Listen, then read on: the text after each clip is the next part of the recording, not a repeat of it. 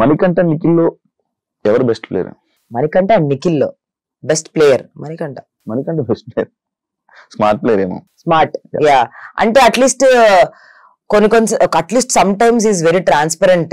At least some times Nikhil most of the time safe, అంటే అందరి దగ్గర మంచిగా ఉండాలి అన్న తనది ఏదైతే థాట్ ప్రాసెస్ ఉందో దానివల్ల పాపం తనకు కొంచెం ఎక్కడో గేమ్ డౌన్ అయిపోతుంది. తను కొంచెం స్ట్రాంగ్ గా మాట్లాడితే తనకి పార్టీకి క్రేజీ ఫ్యాన్ బేస్ వచ్చేదేమో అని నాకు అనిపించింది. Yeah so I think Manikanta because he's little local about problems. విష్ణుప్రియలో మీకు బాగా నచ్చేది? Very pure by heart. నచ్చండి నోటిదుల నిజంగానే నోటిదుల కాదు. యష్మి ప్రేరణలో ఎవరు? ఇద్దరులో ఈక్వలెంట్ నెగటివ్స్ అండ్ పాజిటివ్స్ ఉన్నాయి. ఇద్దరు 50-50 నాకు. యా అంటే ప్రేరణలో కొన్ని బ్యూటిఫుల్ క్వాలిటీస్ ఉన్నాయి, కానీ కొన్ని విషయాలు చాలా కొన్ని అనాయింగ్ గా అనిపిస్తాయి. యష్మి ఏమో యా ఇలా వెళ్ళదు. యష్మి సడన్ గా ఇలా రేజ్ అయిపోద్ది. ఆ కోపం వచ్చినప్పుడు యష్మిలో నా మాస్ యాంగిల్ ఉంటుంది చూసిన దానికి భయం వేస్తుంది. ఏంటిది అమ్మాయి ఏంటి ఇలా అంటే ఆ స్విచ్ సడన్ గా వచ్చేస్తుంది. అంటే మాట్లాడి ఎవర్రా నువ్వో అంటది, ఏంద్రా నీకు మామూలుగానే ఉన్నావు కదా ఇంతసేపు. And we tell her also that అరే నువ్వు చూసుకున్నావురా నువ్వు ఎలా మాట్లాడుతావు నామినేషన్స్ లో ఒకసారి నాకు సార్ ప్లే చేయగానే అమ్మో ఏంట్రా అలా వచ్చింది అంటది. మరి యష్మిలో ఇద్దరులో ఉంది, బట్ ఇద్దరు వెరీ క్యూట్ పీపుల్.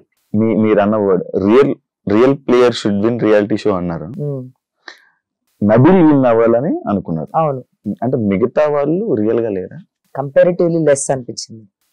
నబిల్ తో ఓపెన్ హార్ట్ ఆర్ మాట్లాడే విధానం గానీ కంపారిటివ్లీ లెస్ ఏమో అనిపించింది. ఆల్సో మేబీ చాలా మంది రియల్ ఉండొచ్చు, బట్ రియల్ లో కూడా గెలిచే క్వాలిటీస్ ఉండాలి కదా. ఇప్పుడు అందరూ రియల్ ఉండొచ్చు. ఇప్పుడు అట్లా అంటే ప్రేరణ కూడా రియల్ గానే ఉంది. I'm not telling she is not real. Yashmi కూడా రియల్ గానే ఉంది, అందుకే బయటకు పడింది కూడా, ఏదన్నా కూడా బయటకు వచ్చింది. రియల్ గానే ఉన్నారు వాళ్ళు, బట్ రియల్ ఉన్న వాళ్ళలో కూడా బెస్ట్ క్వాలిటీస్ ఉండాలి కదా, విన్నర్ క్వాలిటీస్. అది నాకు నబీల్. ఇదే నబీల్ మెహబూబ్ కూర్చొని కమ్యూనిటీ ఓట్స్ గురించి మాట్లాడడం జరిగింది రీసెంట్ గా. మన కమ్యూనిటీ ఓట్లు వేస్తారని చెప్పి ఇప్పుడు కమ్యూనిటీ ఎప్పుడు రీసెంట్ గా ఈ డిస్కషన్ అనేది మెహబూబ్ నబీల్ కూర్చొని మన కమ్యూనిటీ ఓట్స్ మనకి పడతాయి అన్న టైప్ లో ఒక డిస్కషన్ జరగడం జరిగింది.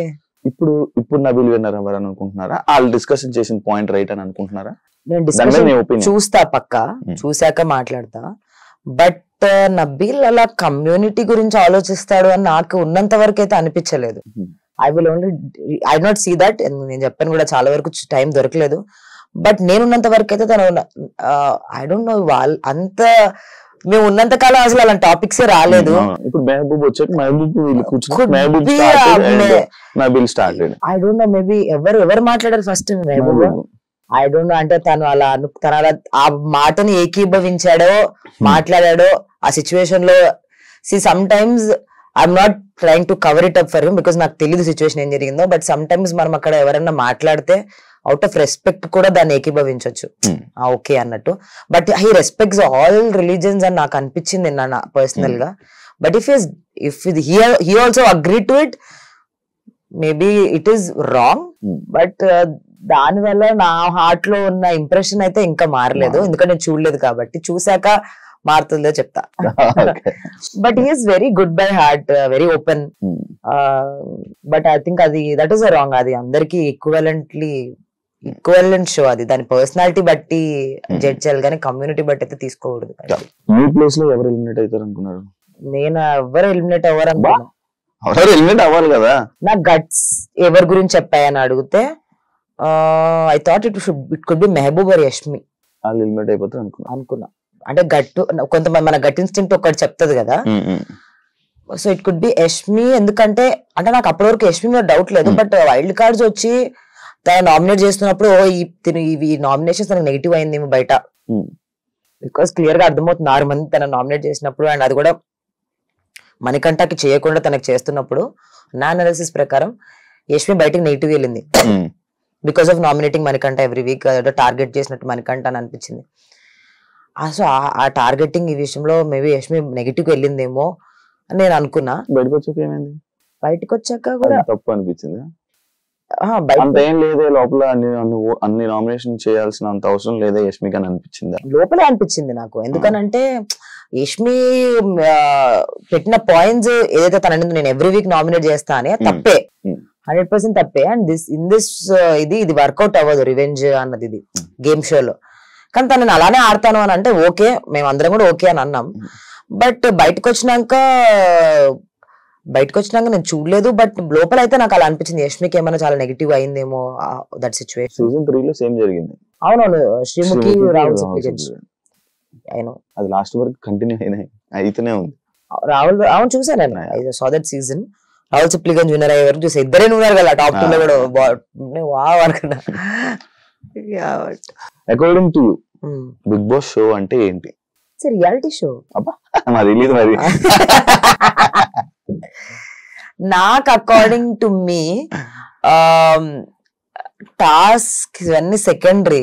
ఆ షోలో నీ పర్సనాలిటీ ఇన్ అండ్ అవుట్ బయట పెట్టి నువ్వు నీలా ఉండి గేమ్ ఆడి గెలవడమే ఇస్ బిగ్ బాస్ షో.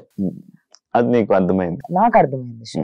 ఇంకా దానికి మించి ఆడియన్స్ నిన్ను ఇలాగా యాక్సెప్ట్ చేయనప్పుడు ఇంకా ఒకవేళ నువ్వు రియాలిటీ షోకి వెళ్ళావు, నీ పర్సనాలిటీ నచ్చలేదు, ఫేక్ ఎలా చేస్తావు నీ పర్సనాలిటీని? రియాలిటీ షో అని పేరెందుకు ఇంకా దాన్ని? సో నాకు రియల్ గా ఉండాలి, రియల్ గా ఉంటేనే ఈ షో గెలవాలి. నేను రియల్ గా ఉంటూ ఈ షో గెలిస్తే ఓకే. అండ్ ఎక్కడో రియల్ గా ఉన్న వాళ్ళు గెలవాలని నాకు ఉంది. బెస్ట్ చీఫ్ ఎవరు అనుకుంటున్నారు?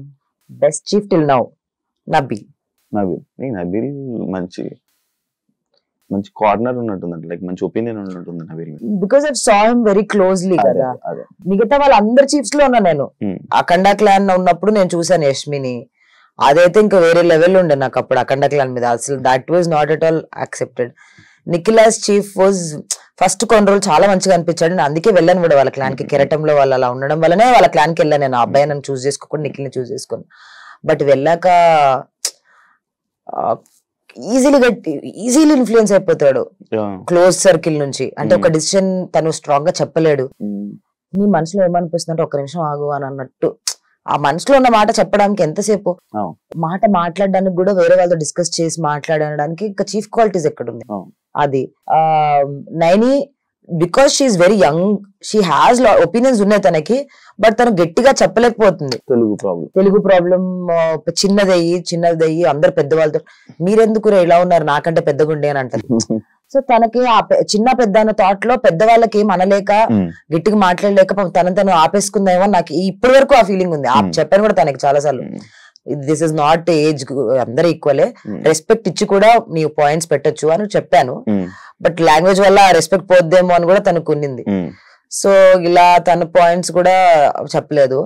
సో నబీల్ చీఫ్ గా ఉన్నప్పుడు బాగా చేశాడు, ఒక ఉప్పు మర్చిపోయాడు అన్నది తప్పితే ఇంకా అదర్వైజ్ ఏం రీజన్స్ లేవు చెప్పడానికి. అండ్ లక్కీలీ తను ఉన్నప్పుడు games survival of the fittest లాంటివి లేవు కాబట్టి అందరికి ఈక్వల్ గా పార్టిసిపేట్ అయ్యి చేసే అవకాశం దొరికింది. 50,000 ప్యాకెట్ కొన్నారు మీరు, rich Bigg Boss contestants. Bigg Boss అసలు 50,000 పెట్టుకోండి. ప్యాకెట్ వచ్చాక కనుక రేట్ చూసాం 28 రూపాయలు. ఎన్ని సంవత్సరాలు ఉప్పు తినొచ్చా అన్నది. కానీ ఎవరో అందరి తర్వాత ఎవడో ప్రైజ్ మనీ మనం ఎందుకు ఉప్పు వేసేయాలి అని, ఆ ప్రైజ్ మనీ నాకు కావచ్చు కదా అంటే 50,000 కదా రేపు పర్లేదు తీసుకోండి. నెక్స్ట్ వీక్ ఎవరు వచ్చేస్తారని అనుకుంటున్నాం? నేనైతే నా అనాలిసిస్ రాంగ్ అయిపోయింది, నేను వచ్చాను. బట్ ఇప్పుడు అనలైజ్ చేయాలంటే మేబీ గౌతమ్ టేస్టీ తేజ అనుకుంటున్నాను. గౌతమ్ టేస్టీ తేజ వచ్చేస్తారు అనుకుంటున్నా. బికాస్ గేమ్ వైజ్ చూస్తే లాస్ట్ వీక్ కొంచెం డౌన్ వాళ్ళిద్దరే అనిపించారు. అండ్ వాళ్ళిద్దరు బట్ టేస్టీ తేజ డిఫరెన్స్ బాగా చేసుకున్నారు అనిపించింది, నేను రీల్స్ లో చూసాను అది కూడా. బట్ అదర్వైజ్ చూస్తే మేబీ టేస్టీ తేజ గౌతమే కంపారిటివ్లీ ఉన్న వాళ్ళలో. Thank you Sita, thank you interview ఇచ్చినందుకు. నీ ఒపీనియన్స్ షేర్ చేసుకుని మొత్తం అన్ని కవర్ చేసాను అనుకుంటున్నాను, మెయిన్ పాయింట్స్ ని. వైల్డ్ కార్డ్ వస్తే ఇంట్రెస్ట్ ఉందా? వెళ్తావా లోపలికి? వెళ్తాను, చెప్పగా ఇంకా కామన్ అనిపిస్తుంది, ఫుల్ స్టాప్ అనిపించట్లేదని.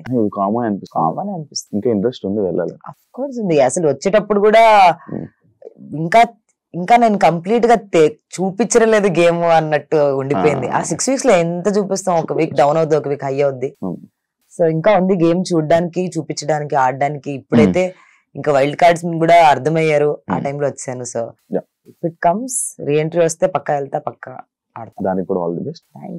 మంచిగా నీ మూవీస్ మంచి రోల్స్ పడి ఇంకా మంచి మంచి స్థాయికి వెళ్తావని, నువ్వు ఏదైతే అన్లిమిటెడ్ ఆపర్చునిటీస్ అన్నావో అవి నీకు రావాలని మనస్ఫూర్తిగా కోరుకుంటూ సెలవు తీసుకుంటున్నా.